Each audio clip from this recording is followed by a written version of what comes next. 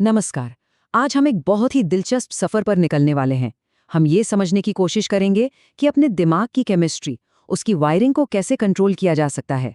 और इसके लिए हम आज के मॉडर्न साइंस और सदियों पुराने ज्ञान दोनों को साथ लेकर चलेंगे। तो चलिए इसमें जरा गहराई से उतरते हैं।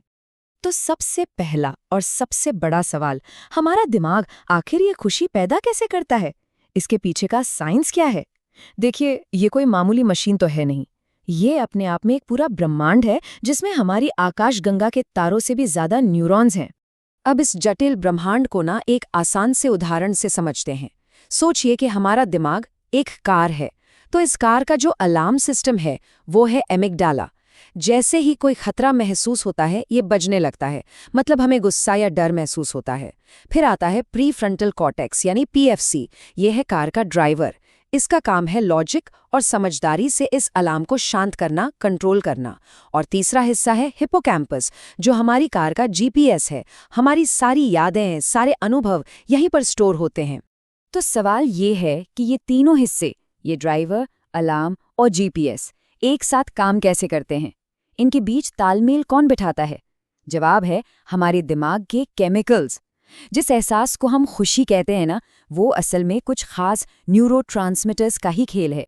और इन केमिकल्स को याद रखने का एक बड़ा ही आसान तरीका है, डॉस। यही वो 4 हैप्पी केमिकल्स हैं जो तय करते हैं कि हम कैसा महसूस कर रहे हैं, अच्छा या बुरा। तो डी से शुरू करते हैं। डी है डोपामाइन, यानी हमारा रिवॉर्ड केमिकल। ये वो वाली फीलिंग है जब हम अपनी टू डू लिस्ट से कोई काम खत्म करते हैं और टिक लगाते हैं।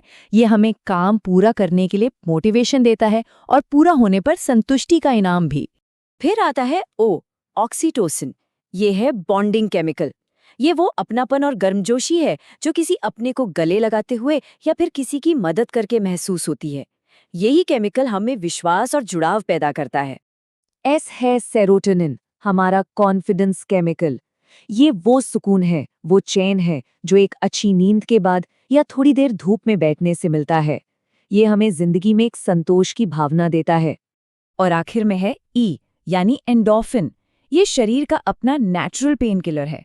एक्सरसाइज करने के बाद जो एक खुशी की लहर दौड़ती है ना, वो इसी की वजह से है। ये शारीरिक दर्द और तनाव दोनों को कम करता है। लेकिन कहानी में एक विलन भी तो है, एक ऐसा केमिकल जो हमारी इस खुशी की पूरी वायरिंग का दुश्मन है। जी हाँ, हम बात कर रहे हैं तनाव की और उसके पीछे के हार्मोन कॉर्टिसोल की। अब मजे की बात यह है कि कॉर्टिसोल के ना 2 चेहरे हैं। अगर ये थोड़ी देर के लिए आए तो ये अच्छा है, ये हमें फोकस करने में, एनर्जी देने में मदद करता है। लेकिन अगर ये लंबे समय तक हमारे सिस्टम में बना रहे तो यही केमिकल हमारे दिमाग के लिए जहर, मतलब न्यूरोटॉक्सिक बन जाता है। तो ये नुकसान पहुंचाता कैसे है? ये 2 तरफ से हमला करता है।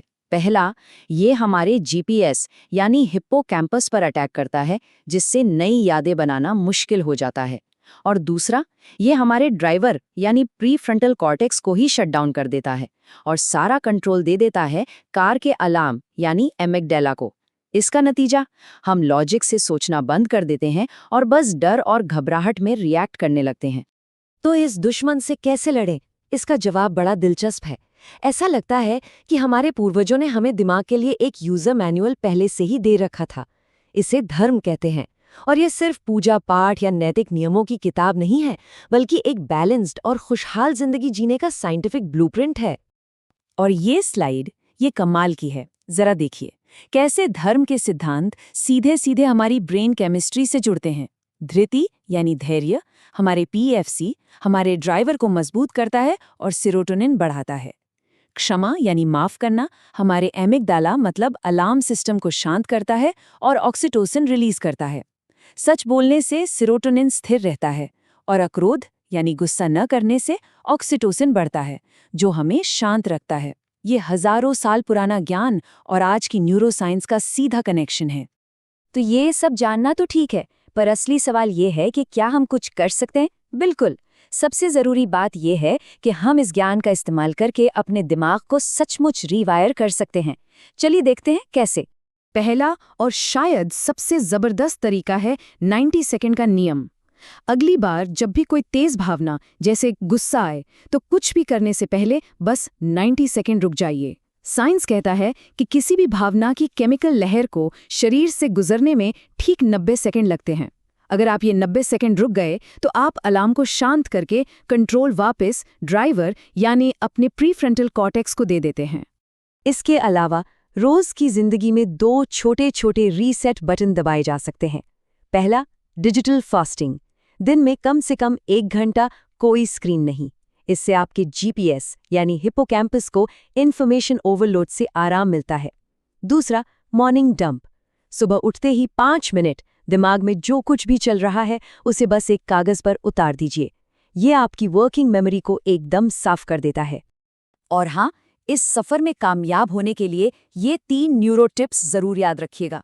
बहुत छोटी आदतों से शुरुआत करें, जैसे सिर्फ एक गहरी सांस लेना। विजुअलाइजेशन का इस्तेमाल करें, मतलब कल्पना करें कि आपका पीएफसी और मजबूत हो रहा है। और सबसे जरूरी, अगर कभी कोई अभ्यास छूट जाए तो खुद को कोसने के बजाय माफ करें और अगले दिन फिर से शुरू करें। और आखिर में भगवद गीता का ये श्लोक इस पूरी बात का सार है। समतत्वम योग उच्यते, मतलब जब मन सुख दुख सफलता विफलता हर हाल में शांत और संतुलित रहता है, वही असली योग है। ये सिर्फ एक फिलॉसफी नहीं बल्कि न्यूरोबायोलॉजी का सबसे बड़ा लक्ष्य है। तो ये सारी बातचीत हमें एक आखिरी सवाल पर लाकर छोड़ देती है। क्या ये मुमकिन है कि हमारे दिमाग के ऑपरेटिंग सिस्टम को चलाने की सबसे नई और एडवांस चाबी असल में दुनिया का सबसे पुराना ज्ञान ही है? सोचने वाली बात है।